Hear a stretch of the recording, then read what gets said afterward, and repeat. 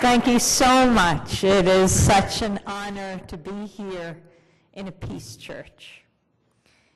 And such an honor to be in Grand Rapids, where, well, Dirk Koenig was so important at the media center. He was such a pillar of the independent media movement, not only here, but all over the country. In fact, globally. How many of you knew Dirk? Yes, he was a giant in the movement internationally. And I was just looking at his video again.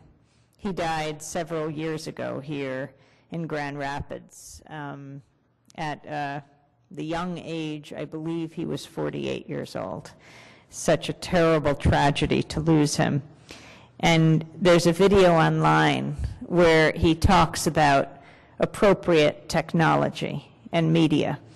His great work in establishing the Grand Rapids Community Media Center, which he proudly took us through a few years ago at the library, caught the attention of Nelson Mandela.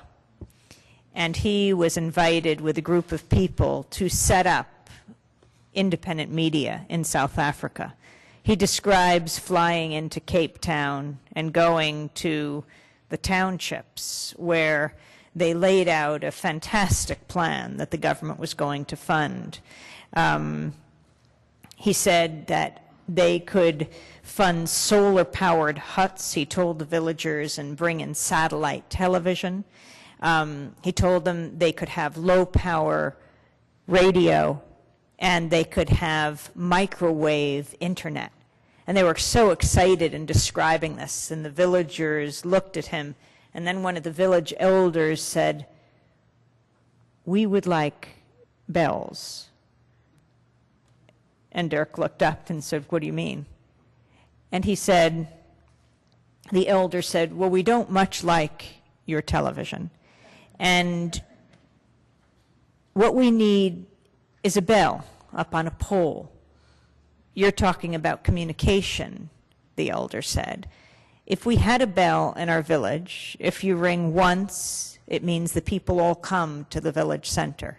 If you ring twice, it means the well has run dry.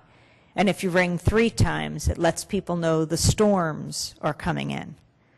And Dirk described hitting his head, realizing he hadn't come and talked to people about what they need. And he looked at the villagers and he said, "We can do bells." That was Dirk in all his simplicity and profundity, and it is an honor to be here once again and to honor his memory.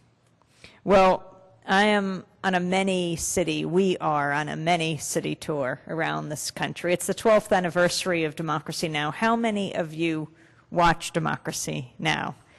Where do you watch? On Grand Rapids Television?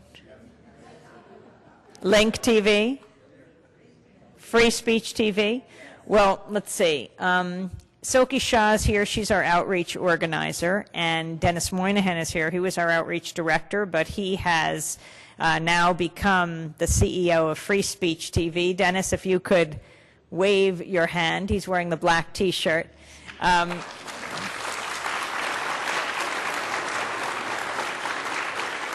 And Dennis is now based in Denver, where Free Speech TV, the oldest independent channel, is based. Dennis and Silky are giving out your daily digest email list, so you could sign up and get our daily headlines and news stories and media alerts. I understand that on Tuesday, May 20th at 6 p.m., the Community Media Center Board is going to be meeting, and it is wonderful to be on Grand Rapids Television, and it would just be fantastic if we could also be on WYCE. That's where you let people know it's never about us making demands. It's really about what the community wants, and that would truly be up to you. But just in case you want to know, the meeting's at 11:30 Wealthy in the upstairs meeting room of the Wealthy Theater. That's a very funny address, 1130 Wealthy. But I think it would add to the richness of the community in terms of getting information, because that is the beginning of it all. So we're on this many-city tour. I began on April 11th in New Orleans. We began. There's Sulky, by the way, wearing the Democracy Now! T-shirt. In New Orleans we began, because it's where we begin our book. In Standing Up to the Madness, Ordinary Heroes in Extraordinary Times, we're talking about people all over this country who don't go looking for trouble, but when it comes knocking on their door, they stand up. And we begin with the remarkable grassroots activists of New Orleans, who, when the storm hit, while that was a terrible situation, the total catastrophe occurred that wasn't a natural catastrophe. It was when the Bush administration ignored the needs of the people of New Orleans. It's amazing that a city in this country could drown in the 21st century, and so many could be affected without government help. On that weekend, April 9th, 10th, 11th, 12th, 13th, Eve Ensler brought in women from all over the world and rented out the Superdome and called it Super Love. You know, she's the founder of V-Day, the movement against violence against women and children. And she brought back in 1,200 women from the diaspora of New Orleans. How could it be we're talking about the diaspora of American City? Women from Houston and Dallas and Atlanta came in, limping in, some in wheelchairs, some older, some younger, not to come home for good, because they can't, they've lost their homes, but to come at least for that weekend, to gather, to give each other support. So many women have borne the brunt of what happened, even over 2 years later. And then we went on to Seattle and to Portland, Oregon, and to the celebration of Pacifica Radio and its founding on April 15th. That's when it was founded in 1949. We were celebrating KPFA. We often come in and do a fundraiser for the local community media center, radio or television, or all of them together. You know about Pacifica, 1949, founded by a war resister named Lou Hill. When he came out of the detention camps, he said there's got to be a media outlet that's not run by corporations that profit from war, but run by journalists and artists, and that's how Pacifica was born. KPFA, founded in 1949, then KPFK in Los Angeles, then WBAI, my radio station in New York, in 1960, WPFW in Washington in 77, celebrating 30 years, and KPFT in Houston was founded in 1970. It's the only radio station in the country whose transmitter was blown up. In its first months of operation, the Ku Klux Klan strapped dynamite to the base of the transmitter. But the silver lining was, in blowing it up, it blew the small community radio station that had no money for publicity into the consciousness of all of the potential listeners of Houston. And when that happened, well, the Klan couldn't tolerate it, so it blew it up again. I don't know if it was the Grand Dragon or the Exalted Cyclops, because I often confuse their titles. But he said it was his proudest act, and I think that's because he understood how dangerous Pacifica is. Dangerous because it allows people to speak for themselves. And when you hear an Israeli grandmother or a Palestinian grandchild, an uncle from Venezuela or an aunt from Iraq, when you hear a cousin from the South Bronx or from Detroit, you say, it sounds like my cousin, my brother, my mom, my baby. And that breaks down the caricatures and the stereotypes that fuel the hate groups like the KKK. We need a media that builds bridges between communities, doesn't advocate the bombing of bridges, which so much of our corporate media does. You just look at the lead up to the invasion of Iraq. Those critical months right before the invasion when people are making up their minds. And certainly if you think that some tyrant has weapons of mass destruction that could hurt your family, your community, your country, you would want to protect them.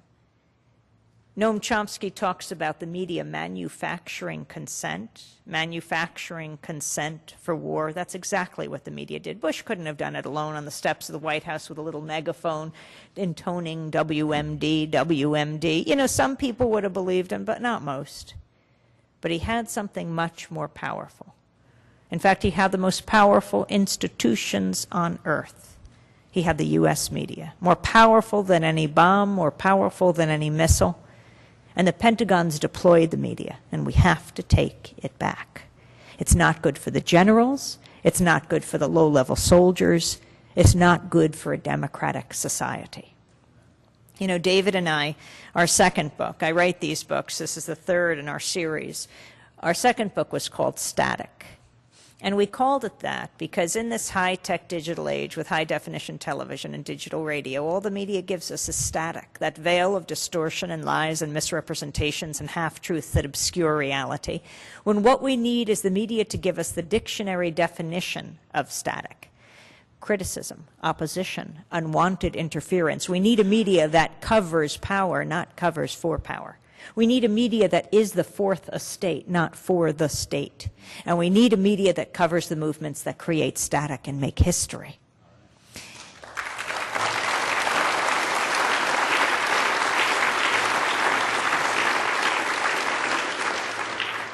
And that media is growing all over this country. We have to challenge the corporate media. You look at the lead up to the invasion, February 5th, 2003, Colin Powell, then Secretary of State, gives that push for war at the UN, what he now calls a stain on his career.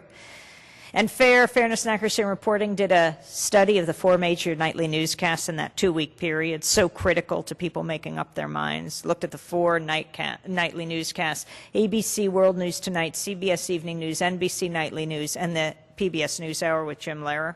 There were 393 interviews done around war. Guess how many were with anti-war leaders, peace leaders? 0? You underestimate. 5 overestimate. 3, you're right. Must be a Democracy Now! Listener or viewer. 3 of almost 400. That is no longer a mainstream media. That is an extremist media beating the drums for war. Because those who are opposed to war, those who are opposed to torture, are not a fringe minority, not a silent majority, but the silenced majority, silenced by the corporate media. And we have to take it back. And so as we travel around this country, we went from then Seattle, Portland, San Francisco, Berkeley, Oakland, Sebastopol in Northern California, and then we flew to Houston, and then on to Albuquerque. Oh, Albuquerque at the airport. It was very interesting. We came through the gate, and there were about 40 people there. And they were standing with big American flags. They were men, they were women, people in wheelchairs, kids. They were waiting for an officer who was coming home, finishing a tour of duty in Afghanistan, and then in a few hours, a young soldier who was coming back from Iraq. They were the Welcoming Home Committee. And we went up to the, well, it turns out she was the first sergeant in charge of the Welcoming Home Committee. She had been there 300 times at the airport. She was wearing red, white, and blue earrings and a red, white, and blue pin, a red, white, and blue running suit, a red, white, and blue pocketbook, and a blue star for her 2 grandchildren who serve in the military. And we asked her what she thinks, what she thought of the war. And she said it's terrible. And she said she didn't understand the connection between 9/11 and Iraq. I asked her what she thought of people who say support our troops, bring them home. And she said, I can't really get political here. And she talked about the young person who was going to come home in a few hours. They were going to have dinner at the Albuquerque airport to wait for him. And she said, it's really sad because he just left in January, and he's already coming back because he's very messed up. He has post-traumatic stress disorder, she said, as so many of them do. I asked her why she thought we were fighting this war. She had just retired from running the local jail in Albuquerque. Why do you think we're fighting this war, I asked her, and she said, for oil. And she said she had to go to dinner now because she didn't want this young man to be left alone. She wanted to make sure he knew he had family, he had a community that welcomed him back. Never assume based on what someone looks like or their race or ethnicity or religion or their political party affiliation, what they think, how they feel. I really do think President Bush has managed to unite people across the political spectrum against him.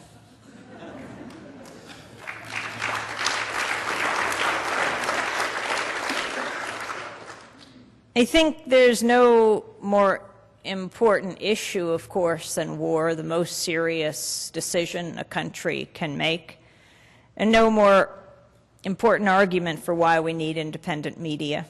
How many of you heard or saw our Winter Soldier coverage? Oh, it was astounding in Silver Spring, Maryland, National Labor College, on the anniversary of the invasion.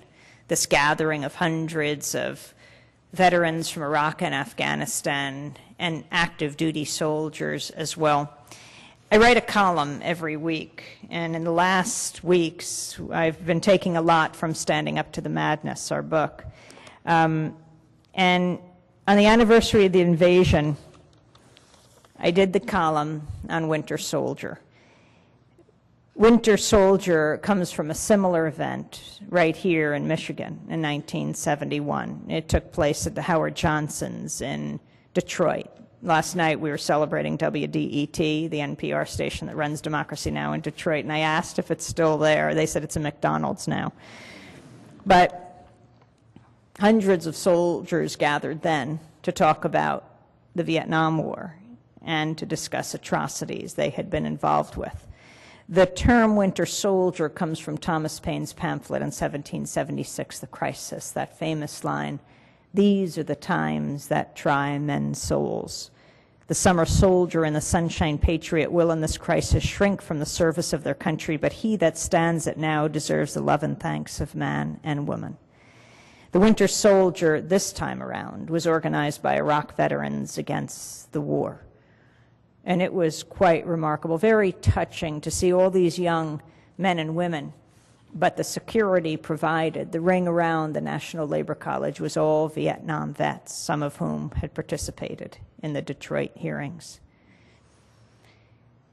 What followed was 4 days of gripping testimony of these men and women describing their own experiences. I mean, we came early. We knew we had to make sure all the cameras were set up because, I mean, this is for journalists. It's what people look for years. You find a person who has a story, who's got the documentary evidence, the video and the photographs, and they're talking about terrible experiences they have in the name of all of us because they were sent to fight for us, whether or not you supported this war. So I thought all the corporate press would be here. We cover these stories much more regularly, but for them, this was a big moment. But none of them showed up. It's incredible. So we had plenty of room to work, and that wasn't a good thing. There was one piece in the Washington Post that appeared in the Metro section. It wasn't a bad piece, but in the Metro section, I mean, I believe that local stories have global implications, but then they got to be on the front page, and that was it. It was incredible. The level of icing out of voices of dissent in this country, even when it's the dissent of the majority, is unacceptable.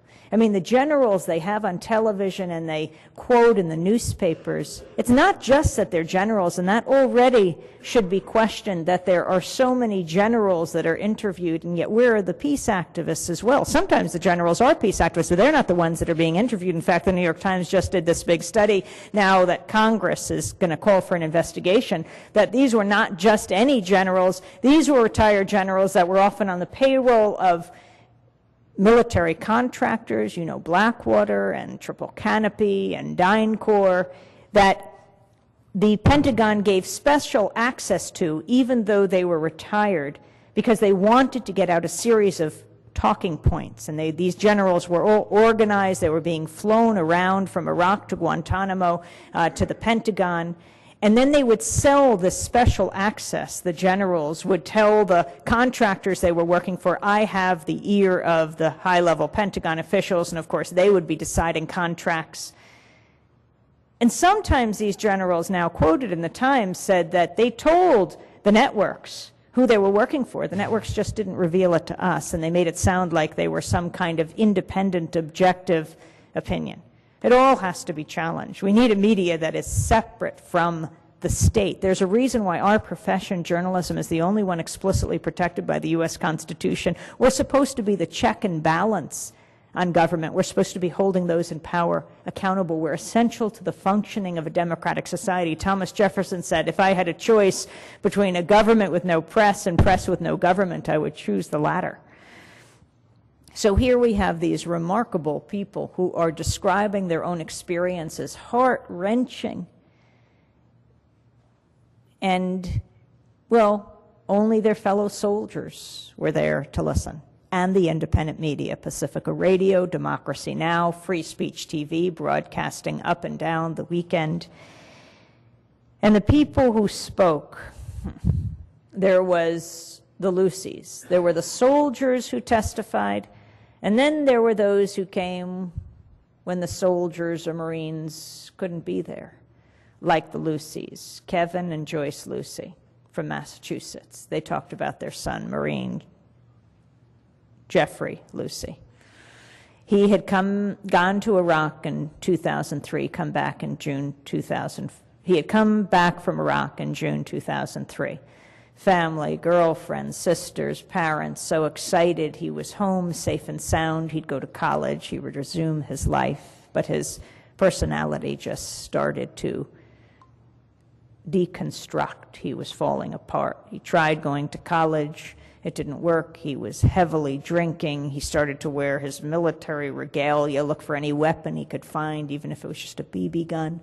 His parents tried to get him into the VA. They wouldn't keep him. His grandfather tried to drag him there, begged the VA to take him. They wouldn't. And they watched him fall apart. In June of 2004, Jeffrey asked his dad if he could curl up into his lap. And his dad rocked him for 45 minutes silently, and the next day when Kevin came home from work, he called for Jeffrey. He didn't respond. He saw the basement door open. He walked downstairs and saw his son hanging. And the last time he cradled his son was when he took the noose from around his neck. Last week in Congress, they held hearings on the level of suicide as a result of this war. And the numbers are so beyond astonishing. I hesitate to repeat it because I have to find out if this is conceivable. I think for all war, 120 a week, if this is at all possible. But don't quote me on that because it is impossible to fathom. And by the way, these suicides are not included in the number of the casualties of war, and they should be. So Kevin and Joyce speak anywhere they can because they did not understand post-traumatic stress disorder, enraged and sued the Pentagon because no one helped them understand it until they lost their son. And then there were the soldiers who did survive to tell their stories. Like a young man who said, I was in Iraq and we bagged an Iraqi man, bagged him. They actually put him in a bag, not just his head, his whole body. He said, we didn't think he was guilty. We threw him in the truck. The commander is like on top of him, and he pulls out a camera, and he says to the young soldier, take my picture on him. And the young soldier said, I can't, sir. Who knows what was in him, how his mother and father raised him, his grandparents raised him. He just couldn't do it. And he said, I can't, sir. He said, I said, take my picture. And he said, no, sir. And he was brought up on charges of insubordination, of humiliating his commander in front of their unit. Or John Michael Turner. I met him in Vermont a few months before the Winter Soldier hearings. He told me about the hearings. He said he was going to testify for the first time. I met him at an independent movie theater called The Big Picture, and we were both going into the Valley of Elah, a very painful film about Iraq. By the way, how many of you have seen another fantastic film, Body of War? You should bring it to Grand Rapids. It's a very important film. It's made by Phil Donahue. Yes, Donahue show. And Ellen Spiro. And it's about a young man named Thomas Young, a soldier who went to Iraq, fought in Sadr City. And he, on April 4th, 2004, that's the day that Cindy Sheehan lost her son, Casey Sheehan, in Sadr City. Well, Thomas Young was there too. He didn't die, but he was paralyzed from the chest down. Didn't have the proper armor on the vehicle. Came back home, and it's his story, his body of war. Becomes active in Iraq Veterans Against the War, really, really disabled by this war. He has to have ice packs around his body because he can't regulate his own temperature, constantly taking them out, putting them in. He has to put his head down on his lap constantly in his wheelchair. They show a scene of him going to a Brooklyn church. He was hours late, and he gets there and he looks at everyone. There's hot lights, so he has to put his head down, picks it up again, puts his head down, takes out the ice packs, puts them in again. And then he looks up at everyone and he says, forgive me if I stutter or I say a lot. Forgive me for sounding presidential. And then he goes around this country as best as he can. He visits Senator Robert Byrd in Washington, D.C., in his Senate chambers. Robert Byrd, who, the film interspersed with all of Thomas Young's activism and coping with this painful, his almost total incapacitation, it's just shocking that he can do so well, is the votes of the senators in October of 2002 for war. Yay, yay, yay, a kind of metronome through the whole movie, and the occasional nay, the 23 senators who said no. And there was Robert Byrd holding the Constitution in his hands on the floor of the Senate saying, wait! And then you see him in his Senate offices with Thomas Young. And I was just given the pins for patriots, just like Robert Byrd holds the Constitution, a pin that says we the people. Here he is sitting, and he takes out what he calls the honor roll. It's framed, Senator Byrd. He's the oldest senator, has cast more votes than any senator in history, more than 18,000. And he holds this honor roll of the 22 other senators and himself, the 22 senators and that he led to say no. And he tries to read the names to Thomas. Sometimes he has trouble as he's getting much older, and Thomas reads the names for him. And at the end, he turns to Thomas and he says, thank you, son, for your service. And Thomas turns to him and says, thank you, sir, for yours. Body of war, ask your movie theater to run it. That's the way it's going to get around. The Washington Post did a story recently saying people don't want to see movies of Iraq, but you can defy it. You can challenge it. It's our responsibility, whether you support it or not. It's all being done in our name. We've got to hear those stories. So John Michael Turner testifies, the guy I met in Vermont. He's fought in the 3rd Battalion, 8th Marines. He tore his medals off his chest. At the end of his testimony, he told several stories. He said, on April 18, 2006, I had my first confirmed kill. This man was innocent. I didn't know his name. I called him the Fat Man. He was walking back to his house. I shot him in front of his friend and father. The first round didn't kill him. Afterward, he started screaming, looked right into my eyes.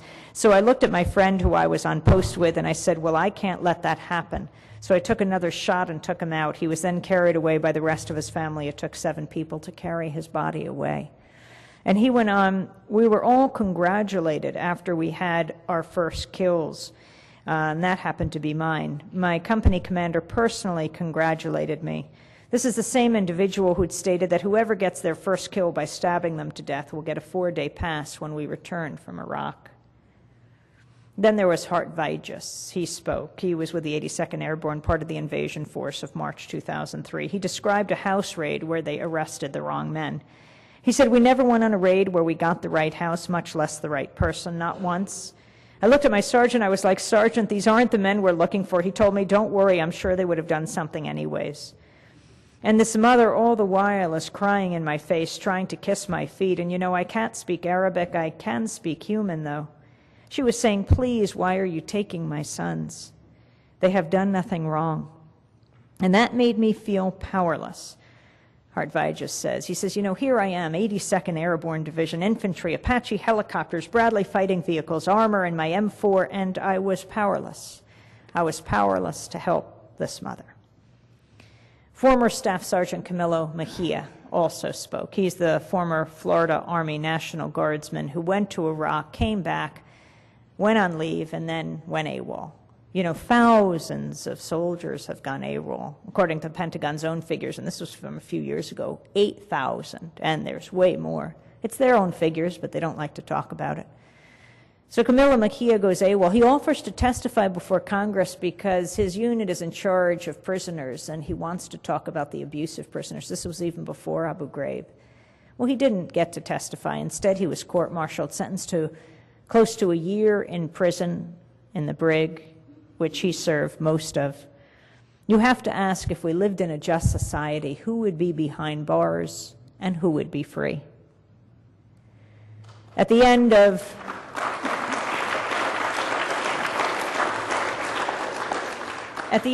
Camilo's testimony, he made the demands for the Iraq Veterans Against the War. He's now chair of IVAW. He said, we have over 1 million Iraqi dead, over 5 million Iraqis displaced. We have close to 4,000 dead Americans. We have close to 60,000 injured. That's not even counting the post-traumatic stress disorder and all the other psychological and emotional scars that our generation is bringing home with them. War is dehumanizing a whole new generation of this country and destroying the people of Iraq. In order for us to reclaim our humanity as a military and as a country, we demand the immediate and unconditional withdrawal of all troops from Iraq, care and benefits for all veterans, and reparations for the Iraqi people so they can rebuild their country on their own terms. As we enter the 6th year of war with Iraq, it is hard to believe we've been involved longer than the U.S. was involved in World War II. We should honor the veterans of Iraq and Afghanistan. We should honor the people of Iraq and Afghanistan simply by listening to them. And that is why we need independent media. By the way, as I write these columns, they're being distributed by King Features, a main corporate media column distributor, and you can ask your local newspaper to run them.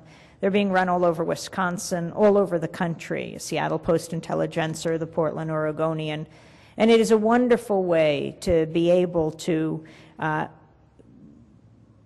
sort of have a road sign to independent voices and the whole independent media movement, where people are, where they're reading. Because people across the political spectrum are disaffected right now. They're looking for alternative sources of information. So you can ask your local newspaper to run the column. And sometimes people laugh when I say that, but it's amazing the places we're in, some of the most conservative papers in this country, because that's the purpose of an op-ed page, is to bring the full diversity of opinion. It doesn't have to be the view of the editorial board. And some newspapers, conservative or otherwise, take that very seriously. In Standing Up to the Madness, we chronicle ordinary heroes in extraordinary times, remarkable people and groups that stand up when there's trouble.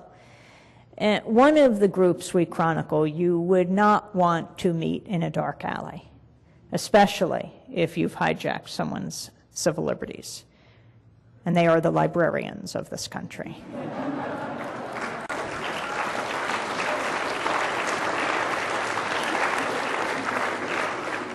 Are there any librarians here? We'll be very careful about what we say, or at least I will say it quietly. So these are the librarians of Connecticut. It was when the USA Patriot Act was being reconsidered. Congress was deciding whether or not to renew this act that was passed by, well, most Congress members who had never, ever read it. And it has a particular provision that deals with bookstore owners and librarians, that they have to hand over information to the FBI that's asked for on their patrons, and librarians have fought back all over this country. Well, this is a story of a group of librarians who run the Library Connection of Connecticut. It's the 27 library computer system in central Connecticut, you know, when you go onto the computer in a library. George Christian was its executive director, and one day he got a knock at the door. There were 2 FBI agents, and they handed him a letter. The minute he opened it, it was like radioactivity. He was exposed. Just by reading it, he was immediately gagged. He was not allowed to tell anyone he had received this letter, not his family, friends, certainly not his colleagues. He didn't even think he was able to tell a lawyer. He was so afraid. It said that he would have to hand over all information about patrons who used the library system at a given time. He looked up at the FBI agents and he said, "This is unconstitutional." They looked at him pityingly, like a predator sizing up their prey. They handed him their card and they said, "Just get back to us." This brave librarian sits down in his chair after he closes the door and he collapses. "My God, what am I going to do?" He said he didn't know if he could tell a lawyer, let alone anyone. What's he going to do with this letter? And that's what it's meant to do, terrorize, to make you feel very alone. But he knew he wasn't going to hand over the information. And he thought, if I'm going to take on the whole U.S. government, I need at least 3 librarians to work with me. So we called an emergency meeting of the Library Connection Board.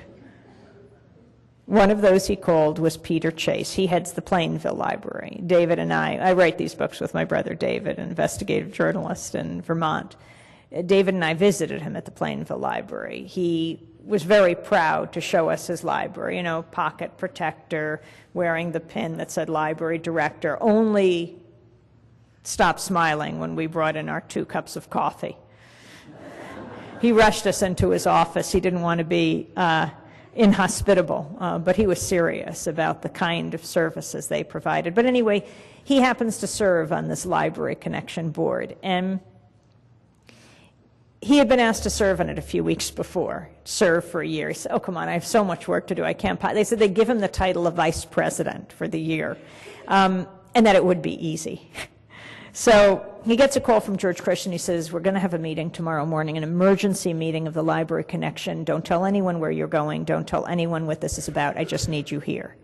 And as Peter Chase is heading in the next morning, he's thinking, emergency meeting?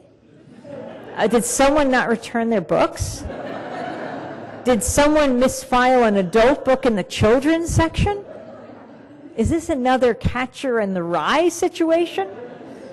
He gets there, the other librarians have already gathered, and George Christian opens the letter. Now they're all exposed, they're all gagged, they can't talk about it. There is a lawyer there, their pro bono lawyer, who usually has nothing to do, and she basically leaves very quickly. She says, "This is way over my head, you need to call the ACLU," which they did, and decided to sue the U.S. government over the USA Patriot Act. These 4 librarians, they lost their names, they became John Doe, Connecticut, could tell no one that they had received this letter, and that began their journey. Now, this was a particular problem, for example, for Peter Chase, because he was head of the Intellectual Freedom Committee of the Connecticut Library Association. He had been debating the USA Patriot Act with the U.S. Attorney of Connecticut over and over, anywhere where they were invited, but now he could not reveal that he was one of the librarians under this national security letter seal. And so he had to stop accepting invitations. The U.S. Attorney was involved in him getting this NSL, and the U.S. Attorney was accepting the invitation everywhere, but no longer did he have opposition. In fact, he got so many invitations, he said, the U.S. Attorney said, "The USA Patriot Act is my mistress." But there was no Peter Chase to oppose him. He had free rein. This critical time when Congress was making these decisions, when John Ashcroft was calling the American Library Association hysterical, when leading senators were saying, the American Library Association, these librarians have received no NSLs. There's absolutely no record of this, but none could say that they had received these letters. Then they had their day in court at the Bridgeport Federal Court in Connecticut. Librarians expected to go, but they were told no. They would have to go to a courthouse several hours away. They could only see the proceedings through closed-circuit television. When they got to the Hartford courthouse, the security guard locked them in a storage closet, these 4 librarians, and no one was more surprised than the security guard. He'd just never done something like this before, locking librarians in a storage closet. But he was told this is what he was to do. And they watched the proceedings through this closed-circuit television from the perspective of over the shoulder of the judge. And what was most heartwarming was looking out on the courtroom and seeing hundreds of librarians who'd come to support whoever these John Does were. Well, they were losing along the way, and they went to a second court hearing, and they lost. But several weeks later, the gag order was lifted. Why? Because Congress renewed the USA Patriot Act. Along the way, the government had forgotten in some court documents to redact Peter Chase's name and the name of a library connection. And so the New York Times called him at his home. He wasn't home. His son ran out and said, New York Times is called to ask you about what are you involved with? They're saying that there's this court case that the federal government is after. He said, son, do not tell anyone that you have gotten this call. And his kid is thinking, like, drug running? What's going on? My dad? And then the New York Times reached him. He immediately hung up, but he was sort of chuckling because he said, oh my God, we're not supposed to say our name, and now the federal government releases our name through a mistake. And so he calls his lawyer, and the lawyer is silent as he's chuckling.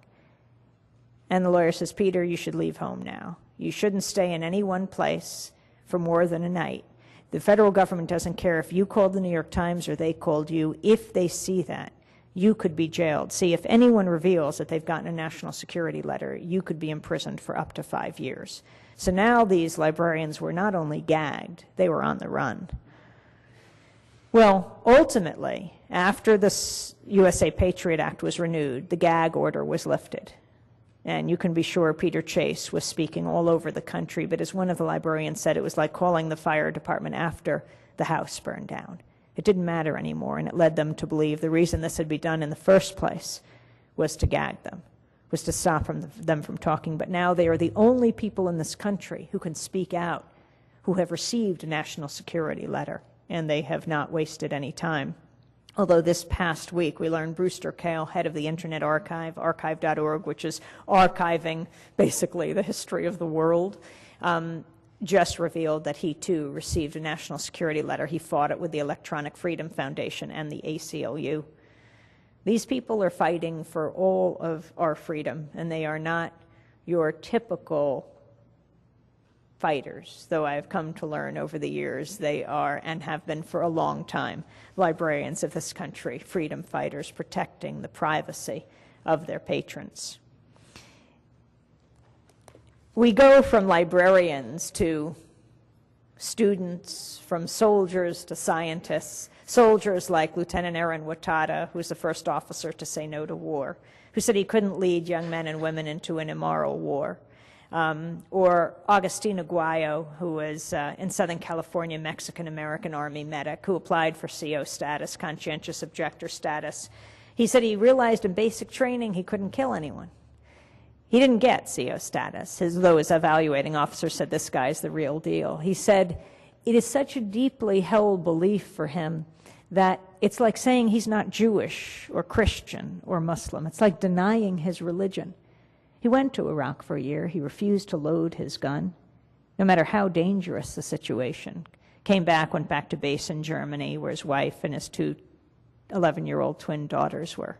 And the military came and said, you're going right back to Iraq, redeploying. He jumped out the window. He went AWOL. We interviewed him on Democracy Now! When he was in Los Angeles the day before he turned himself in at Fort Irwin. He said he didn't care what happened to him. He just knew he couldn't kill anyone, that was the worst possible thing that could happen. And then we bring you the kids. These are kids from Wilton, Connecticut. I don't know what's in the water in Connecticut, but high school kids doing their annual play, which is a big deal only for them, not for anyone else. And the play they were doing was based on the testimony of soldiers and veterans. They'd sort of pieced it together. They were learning their lines, they were making their costumes, they were setting up the stage, and the principal came in and said, you can do all of that, but you can't perform it on the Wilton High School stage. And they said, why not? He said, it's too controversial. It's about war. And they argued with him, they pleaded with him, and he said, that ship has sailed. And that sailed them right onto the New York stage because big theaters found out about it, the censorship in New York, and they said, perform here. So there they are, these high school kids who had no other aspiration but to perform for their friends and family. And they were doing what actors dream of all their lives, performing on the New York stage before hundreds of theater lovers and some of the soldiers whose voices they dramatized, which made it particularly poignant. David and I went to the performance, well, he performed at the Public Theater and at the Culture Project, and I did a talk back with the kids after their performance at the Culture Project, where you sit on the stage and you talk with the audience. And I asked Jimmy Presson, one of the stars, whether he could talk about war at Wilton High. And he said, well, they do have a political science class, and they're supposed to bring in a current event every week, but they're not allowed to bring up war. And he said, there actually is a Middle East Studies class where they can talk about war, but they weren't teaching it that year. So it was only in drama class that they could talk about the war.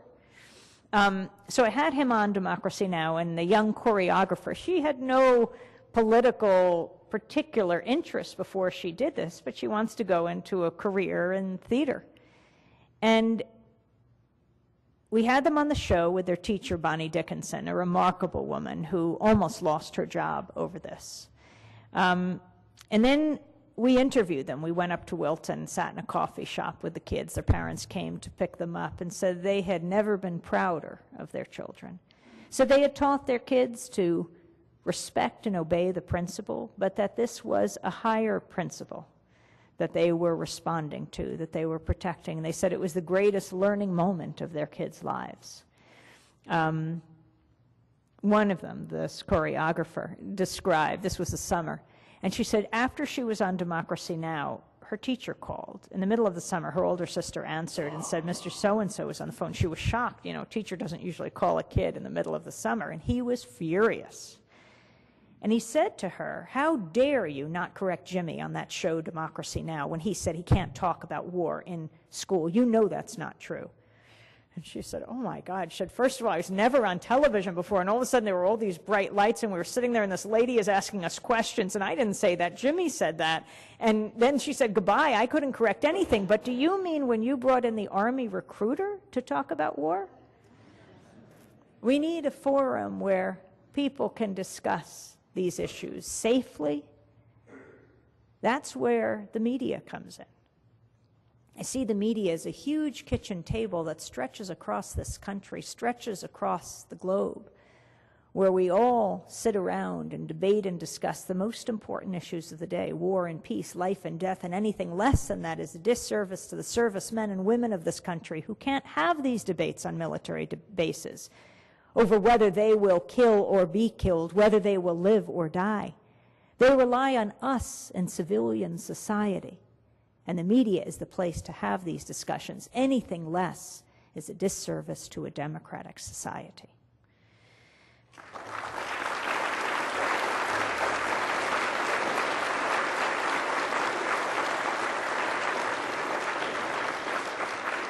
And so we go from the students and the librarians to the soldiers to the psychologists. Are there any psychologists here?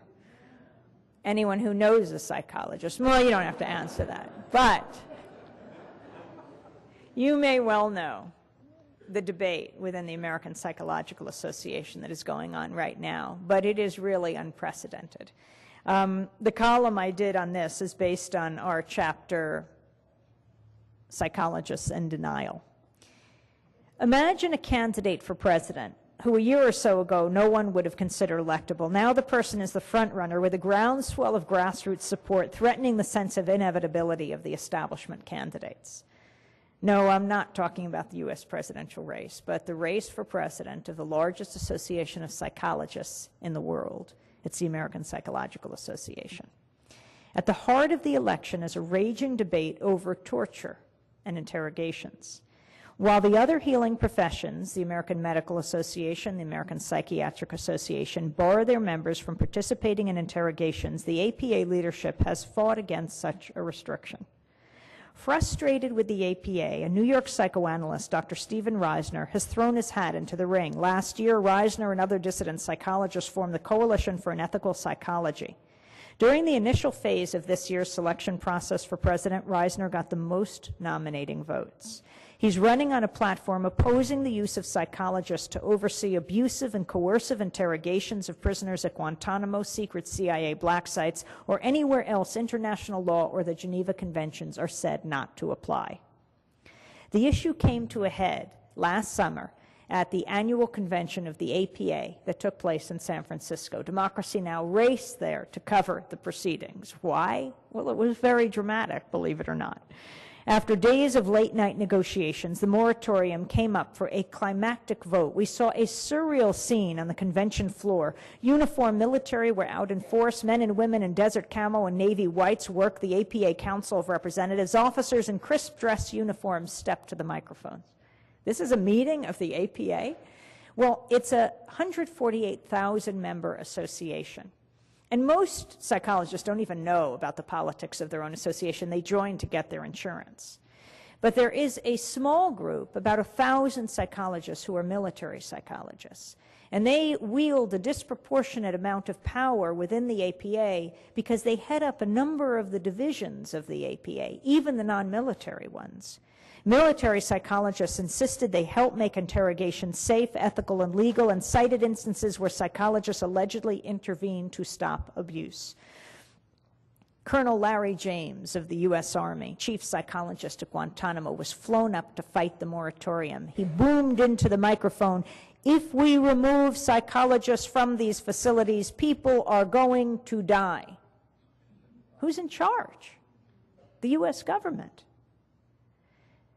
Dr. Lori Wagner, a Dallas psychologist, shot back, "If psychologists have to be there in order to keep detainees from being killed, then those conditions are so horrendous, the only moral and ethical thing to do is to protest by leaving." With that, the APA voted the moratorium down. After the moratorium failed, there was an APA town hall meeting. Now, the APA ran it because they understood they had a problem on their hands. There was this growing group of dissident psychologists, and they had to somehow dissipate their anger. They know the power of venting. They are psychologists, after all. So there's this large gathering. The APA gets up, and they say, you know, we want to hear what you have to say. You'd think this would have happened before the moratorium vote. We really encourage you to speak up. And they lined up, you know, psychologists from academic institutions, psychologists in private practice, psychologists from all over the country. And we were filming with our camera. And about 10 minutes in, a staff member from the APA came up behind me and said, "You will turn off your camera now." I said, "What are you talking about? This is a live town hall meeting. It's open, public. You yourself said that." She said, "Your 10 minutes are up." 10 minutes? I mean, that gave me enough time to show the leadership saying, "We welcome your dissenting opinions," but then when the psychologists lined up, we wouldn't be able to present any of their views. And she said, "I'm not kidding. You turn off that camera or we're calling security." I said, "I guess you're going to have to call security then." And so as they went to get security,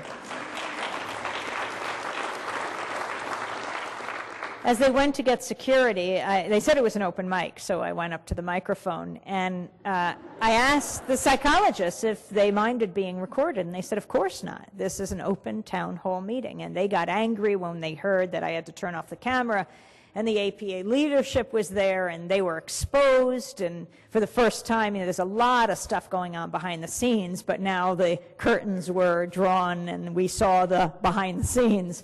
The curtains were open, and so they had to justify this, and they were negotiating with the psychologists, and they called the spokesperson for the APA who was at another meeting. She came barreling down the aisle, and she said, "Let me explain why we have this 10-minute rule. It's only to be fair. You see, we want to rotate in the press, give everyone a chance." And we all looked around the press. We were the only ones there. And so we recorded the meeting, and we broadcast the dissenting voices. Among those dissenting voices,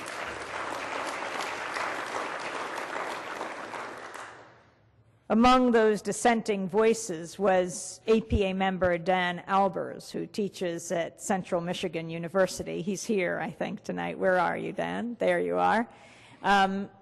He got up. He lives in Mount Pleasant. Democracy Now! Broadcasts there, and declared this detention and interrogation policy is going to go down. And once it goes down, we will find that we have secured the best cabin on the Titanic. And Steve Reisner also spoke, the one who's now running for president. He got up and said, if we cannot say we will not participate in enhanced interrogations at CIA black sites, I think we have to seriously question what we are as an organization, and for me, what my allegiance is to this organization, or whether we might have to criticize it from outside the organization. Reisner and others began withholding their dues. Prominent APA members resigned. The best-selling author of Reviving Ophelia, Mary Pfeiffer, returned her APA presidential citation after she heard the debate on Democracy Now! After several months of bad publicity and internal negotiations, an emergency committee redrafted the resolution, removing the loopholes and affirming the outright prohibition of 19 techniques like mock executions and waterboarding. That's progress. When psychologists agree that they will not allow the drowning of detainees under their supervision or the mock executions of them. When I asked Dr. Reisner, the son of Holocaust survivors, why he would want to head the organization has been fighting for several years, he said, if I have this opportunity to make a change, I have a responsibility to do it. I never have the intention of being involved, but the only way to ensure this is by claiming the democratic process in the name of human rights. He said, American people are sick of the reputation of the United States as torturers, as people who abuse prisoners. American people want to see a restoration of values from war to health care. I think what happens in the APA should point to a direction for the whole country. The ACLU Executive Director Anthony Romero wrote a warning letter to the APA on the eve of the moratorium vote that ultimately failed. He said the participation of psychologists in cruel, inhuman, and degrading interrogation of detainees is not only unethical but illegal and may subject APA members to legal liability or even prosecution. He went on, it is no longer enough to speak out against torture. Rather, we must sever the connection between healers and tormentors once and for all. The APA's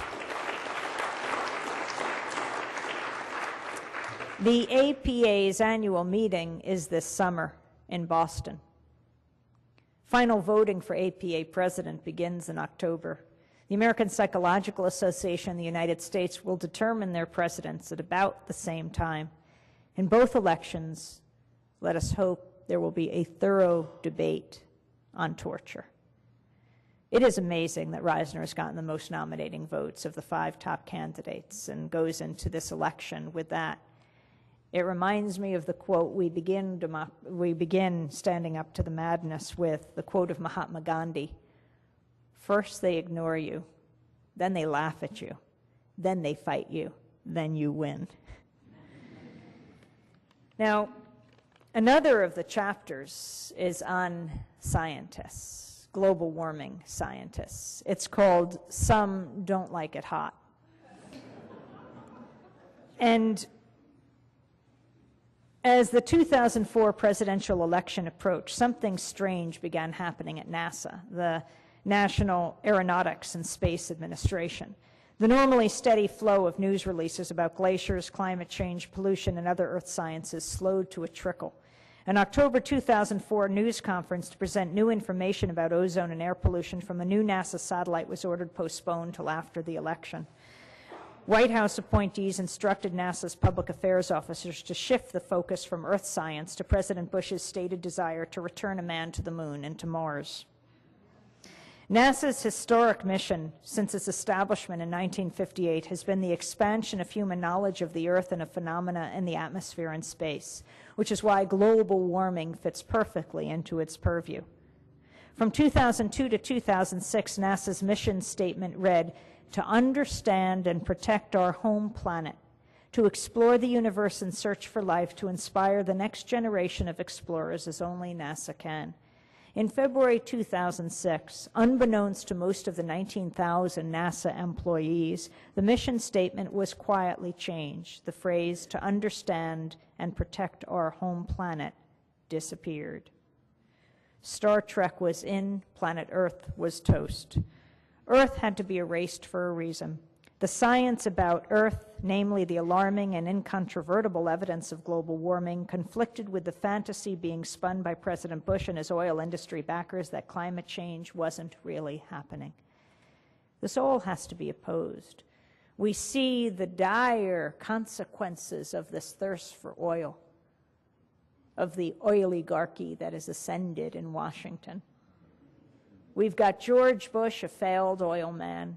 He's president, or the resident of the White House. We've got Vice President Dick Cheney. He's the former head of the largest oil services corporation in the world, Halliburton. Condoleezza Rice, now Secretary of State, was on the board of Chevron for more than a decade. She actually had an oil tanker named after her, the Condoleezza Rice. And,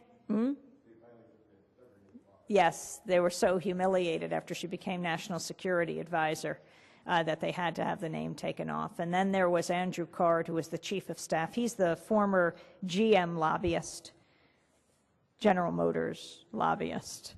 Not that you need to be reminded, whose claim to fame was defeating CAFE standards, standards for emissions in this global warming world. The oligarchy or oilty have ascended. Is it any surprise that they are waging war from Iraq to possibly Iran and targeting Venezuela? The little kid who said to his father, "What's our oil doing under their sand?" They are thirsty for oil. But there is a force more powerful, and it is all of you. And you can decide whether this thirst will take more lives. It really matters, the power of the oil industry, and unfortunately the automakers here in this state that have worked hand in hand. It is such a shame that you have auto plant after auto plant shutting down in this state, leaving so many people jobless. When you have foreign auto manufacturers like Toyota coming into the South that's union-free to make hybrid cars because the U.S. automakers simply refused. It is a complete outrage, and it hurts all of us, especially you in this state. When you think of what is at stake, your livelihoods, the livelihoods of others in your community, and the life of the planet, it is hard to believe when you look around, when you see the price we are all paying now. For example, the cost of oil. How is it possible that we are all paying so dearly? And the oil companies are making such a killing, unprecedented profits. The only corporations they're beating are they themselves and their profits the year before, ExxonMobil and Chevron, in the same way that the food companies like Archer Daniels Midland and Monsanto, these other companies, at this time of these soaring food prices causing food riots around the world, people here at home hungry as well. 1 in 6 West Virginians are on food stamps, 1 in 10 in Ohio, 1 in 3 kids in Oklahoma have been on food stamps in the last year. Yet these food companies are making unprecedented profits as well. And then you look at the trouble abroad right now in Burma. Don't confuse it with Myanmar. That was named by the military regime. It's called Burma. The people are Burmese. The capital is Rangoon. The military regime renamed it Yangon. And some of the networks you listen to continually refer to Myanmar without qualifying that that's the name this illegitimate regime gave it. But you know what happened last week? This terrible, destructive cyclone that has swamped this tiny country. It may have as many as 100,000 dead. 1 million are displaced. 1 million are homeless. They're desperate for food. And the military regime, its brutal history continues, will not allow in foreign aid workers. They'll accept the aid, like the high-energy biscuits that are being sent in, but they don't have the manpower to distribute the biscuits, and they won't allow all of the countries that are sending in people to distribute this.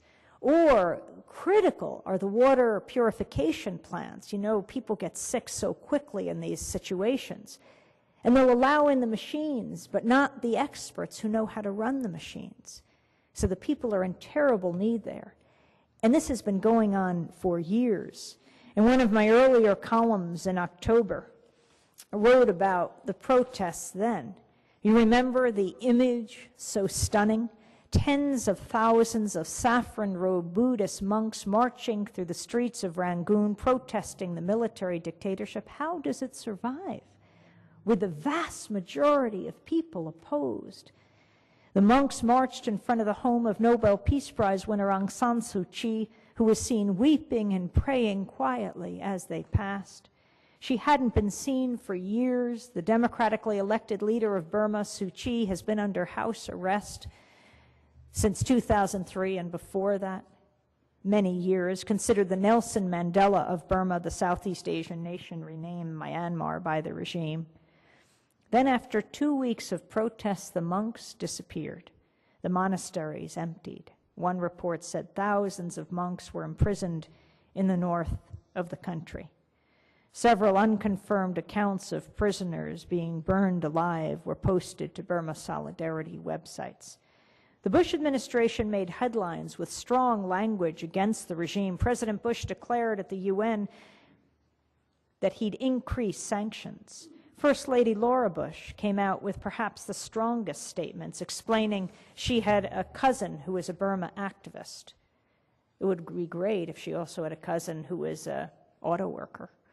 But Laura Bush said something very important. She said the deplorable acts of violence being perpetrated against Buddhist monks and peaceful Burmese demonstrators shame the military regime. Secretary of State Condoleezza Rice said the United States is determined to keep an international focus on the travesty that's taking place. Yes, keeping an international focus is essential, but should not distract from one of the most powerful supporters of the junta, and that's much closer to home. And Rice knows it well. It's Chevron. Fueling the military junta that has ruled for decades are Burma's natural gas reserves, controlled by the Burmese regime in partnership with the U.S. multinational oil giant Chevron. Offshore natural gas facilities deliver their extracted gas to Thailand through Burma's Yadana pipeline. The pipeline was built with slave labor forced into servitude by the Burmese military. The original pipeline partner was Unocal. It was sued by Earth Rights International for the use of slave labor. As soon as the suit was settled out of court, Chevron bought Unocal. Chevron's role in propping up the brutal regime is clear. According to Marco Simons, U.S. legal director at Earth Rights International, sanctions haven't worked because gas is the lifeline of the regime. Before Yadana went online, Burma's regime was facing severe shortages of currency. It's really Yadana and gas projects that kept the military regime afloat to buy arms and ammunition and pay its soldiers. The U.S. government has had sanctions in place against Burma since '97. A loophole, though, does exist for companies grandfathered in. Unocal's exemption from the Burma sanctions has been passed on to its new owner, Chevron. So it's the only oil company allowed to operate there. And as you know, Rice served on the board of Chevron for over a decade. She even had the oil tanker named for her. While she served on the board, Chevron was sued for involvement in the killing of nonviolent protesters in the Niger Delta, a story I exposed with Jeremy Scahill, who's now written that great book on Blackwater. We went to Nigeria, the Niger Delta, in 1998 and exposed what Chevron was doing. Nigerians suffer political repression and pollution where oil and gas are extracted, and they live in dire poverty. The protests in Burma, by the way, this past October, were actually triggered by government-imposed increase in fuel prices, and there were protests all over the world. Among the demands are calls for companies to stop doing business with Burma's brutal regime. When there is a tyrant, you have to ask what props that tyrant up. For example, Saddam Hussein. He could not have lasted there all the decades he did without outside support. And he got it from Western countries. He got it from the United States. Remember the famous handshake of Donald Rumsfeld and Saddam Hussein, right when it was clear, the reports had come out, he had used gas against his own people and Iran. And there was Donald Rumsfeld, an emissary for Reagan and Bush Sr., shaking hands to normalize business relations with Saddam Hussein. And then we see Burma. It doesn't just happen on its own, these regimes with a stranglehold on power. And you have to ask right now, with almost 100,000 dead, 1 million homeless, what is Chevron doing? Is Chevron continuing to pour money into the military regime? These are critical questions. These U.S. oil companies, they are chartered in the United States. They have a corporate charter. And part of that charter is social responsibility. And if they are supporting human rights abusing regimes, they should have those charters revoked. But oil is the source of so much pain in the world. We have to take that very seriously every time we sit down in our car, SUV or not. And I don't think you in this state of Michigan need to know that more, or probably you understand that more than anyone in this country. From the scientists to the soldiers, from the psychologists to the kids, we talk about all these different sectors of society who stand up. And then we go to the turning points, and this is where I'll end. Turning points in history, where people have changed the history of their countries, like the kids of Soweto, the uprising in 1976 in South Africa, fighting the apartheid regime, or Dan Ellsberg during the Vietnam War, this high-level Pentagon official, Rand Corporation official, who had top security clearance, sees those peace protesters outside, and behind him is the vault that has thousands of pages of the secret U.S. history of involvement in Vietnam. In the vault, he knows if the papers are released, they could end the Vietnam War, and he's got the key. The combination. But he also knows he could face the rest of his life in prison for treason if he releases this top security information, and he decides to do that. And even to this day, as he's hailed a hero for helping to end the war in Vietnam, he feels guilty. He says, why didn't I do it years before?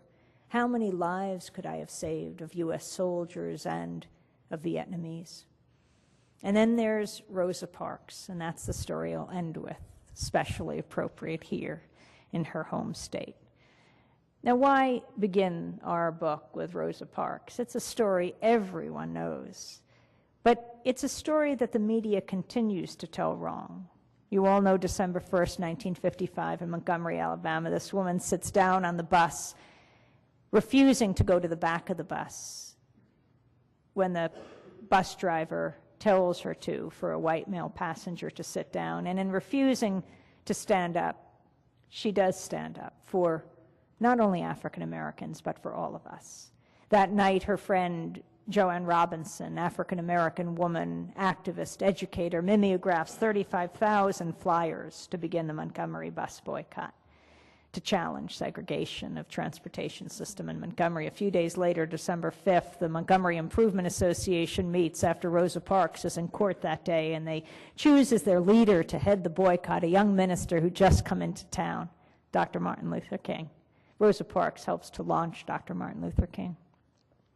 When she died last year, Democracy Now! Raced to Washington. She was the first African-American woman to lay in state in the Capitol Rotunda. Then her body was brought to a Washington church. Thousands came out before the big funeral in Detroit.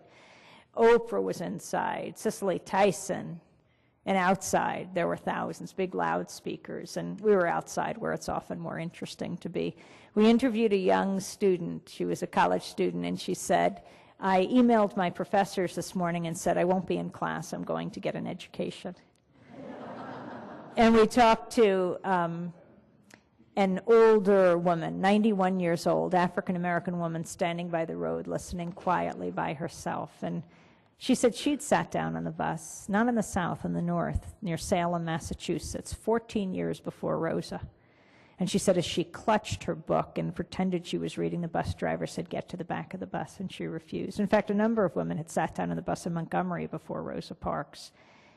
In fact, Rosa Parks had sat down on the bus before Rosa Parks sat down on the bus, December 1st, 1955. But this was a magic moment. This was a turning point. You can never predict when that will come. But it is so important to lay the foundation so that you can help determine the course of history, how that change is manifest. Now, the way the media told the story when Rosa died is they said, here she was, this tired seamstress. She was no troublemaker. That's where they got it wrong. She was a first-class troublemaker, right? Rosa Parks was the secretary of the local NAACP. The president was E.D. Nixon. He came out of radical labor politics. Together, they've been challenging racist laws for years. She trained at the Highlander Center in Tennessee, white and black together, working to change the system in the South. She knew exactly what she was doing. She had strategized. She had planned this. She sat down, and the moment happened. That couldn't be predicted. And that's why it's so important that you be involved. Especially this year, 2008. This could be a turning point, perhaps the most important year in this country's history. And you can be a part of that change. It's not so much who you vote for, but that you are involved and understand the responsibility you bear as citizens or non-citizens of this most powerful country on earth. What you do matters not only to you, your family, your community, but to people all over the world. For example, how is it that we've come to represent torture to the rest of the world? Can't possibly make us safer. I mean, that's why, well, your congressman, Michigan Congress member John Conyers, head of the House Judiciary Committee, did something very important this week, subpoenaing David Addington, the chief of staff of Vice President Dick Cheney, around the whole issue of torture. I mean, can you imagine if a U.S. soldier, a U.S. official, a U.S. citizen is captured somewhere in the world? What happens if his captors say, we'll do it the American way?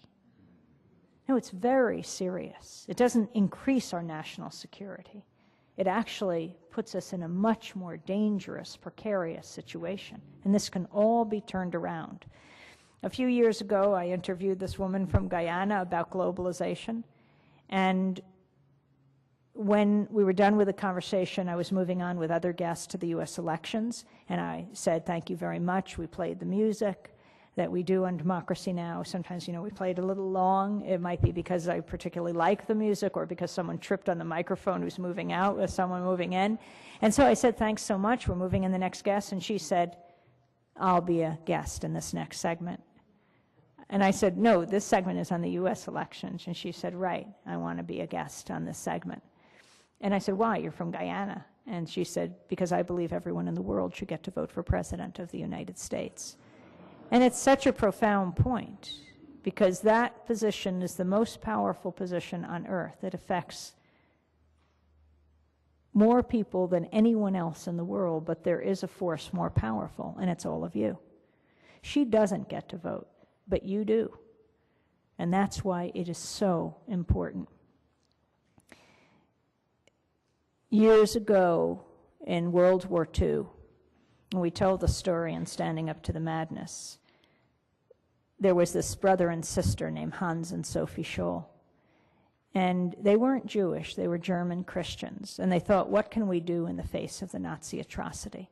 Together with their professor, they decided they'd just get out information so the Germans would never be able to say we didn't know. And they produced a series of 6 pamphlets. They distributed them everywhere they could, dropping them secretly in the middle of the night, just getting the information out. The 4th pamphlet said across the top, we will not be silent. Hans and Sophie and their professor were captured. They were charged, convicted, and beheaded. When I was speaking last night in Detroit, when I was signing books, and I'll do that with you after. And by the way, if you get 2 books, you get a DVD from Democracy Now! of our gala that happened a month ago, because we just bought a 10,000 square foot old bindery to make permanent our home and a place for us to do these investigative broadcasts where we can continue to be a forum for people to tell their own stories and to be a classroom for the next generation of independent journalists working in radio, television, and the internet, something we are very excited about. And to celebrate this moment, Willie Nelson came to New York, and Jackson Brown and Danny Glover and Susan Sarandon and Dick Gregory, and we had an amazing evening, and that DVD is there. But here was Emmett Till. And last night in Detroit, one of the men who came up to me to get the book signed was an old African-American man with a white beard, white hair, and he said his father took him to the funeral to see Emmett Till. He was 12 years old, and he said, of course, he will never forget what he saw, that tortured, distended head. Jet magazine and other black publications took photographs, and they published them, and they were seared into the consciousness and history of this country. Mamie Till Mobley, Emmett's mother, had something very important to teach the press of today. Show the pictures. Show the images. Could you imagine if for 1 week we saw the images of Iraq? We saw the babies dead on the ground. We saw the soldiers dead and dying. We saw the women with their legs blown off by cluster bombs from Iraq to Afghanistan to Lebanon. Across our TV screens and the front pages of every newspaper in this country for 1 week. Americans are a compassionate people. They would say, no, war is not the answer to conflict in the 21st century. Democracy Now!